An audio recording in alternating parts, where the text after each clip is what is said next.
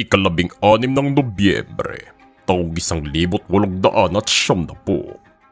Isinilang si Elpidio Quirido, isang Pilipinong abogado, politiko at ang pang-anim na presidente ng Pilipinas. Nagsimula ang kanyang karera sa politika nang siya'y maihalal bilang representante at mabilis siyang umakyat sa mga pwesto nang siya'y maging senador, kalihim ng pananalapi at interior at vice-presidente ng bansa.